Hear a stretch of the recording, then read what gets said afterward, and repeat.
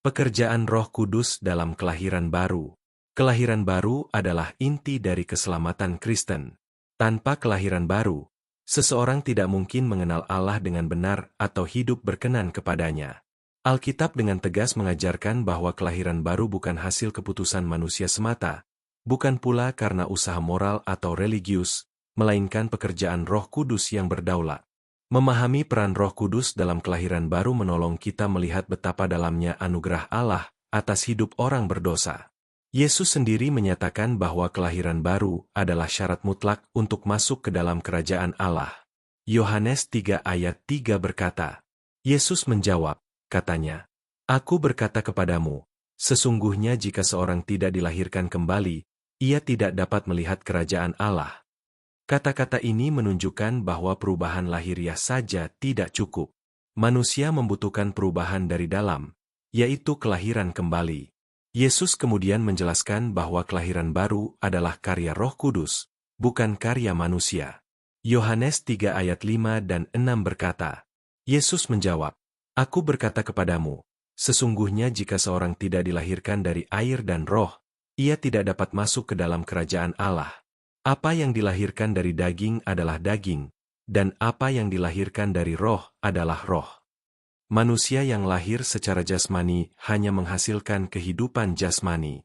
Kehidupan rohani hanya dapat dihasilkan oleh Roh Kudus. Alkitab menggambarkan kondisi manusia sebelum kelahiran baru sebagai mati secara rohani. Efesus 2 ayat 1 berkata, Kamu dahulu sudah mati karena pelanggaran-pelanggaran dan dosa-dosamu. Orang mati tidak dapat merespons dengan sendirinya. Karena itu, manusia berdosa tidak mungkin menghidupkan dirinya sendiri secara rohani. Hanya Roh Kudus yang sanggup membangkitkan hati yang mati. Pekerjaan Roh Kudus dalam kelahiran baru adalah membarui hati manusia. Titus 3 ayat 5 berkata, Pada waktu itu Dia telah menyelamatkan kita, bukan karena perbuatan benar yang telah kita lakukan, tetapi karena rahmat-Nya oleh permandian kelahiran kembali dan oleh pembaharuan yang dikerjakan oleh Roh Kudus. Ayat ini menegaskan bahwa kelahiran baru adalah pembaharuan batin yang dikerjakan oleh Roh Kudus, bukan hasil perbuatan baik manusia. Roh Kudus juga membuka mata rohani manusia untuk melihat kebenaran Injil. 1 Korintus 2 ayat 14 berkata, Tetapi manusia duniawi tidak menerima apa yang berasal dari Roh Allah, karena hal itu baginya adalah suatu kebodohan, dan ia tidak dapat memahaminya, sebab hal itu hanya dapat dinilai secara rohani.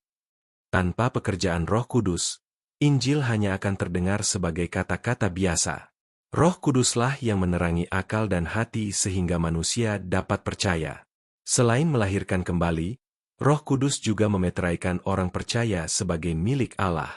Efesus 1 ayat 13 dan 14 berkata, Di dalam Dia kamu juga, karena kamu telah mendengar firman kebenaran, yaitu Injil keselamatanmu, di dalam Dia kamu juga, ketika kamu percaya, dimeteraikan dengan Roh Kudus, yang dijanjikannya itu.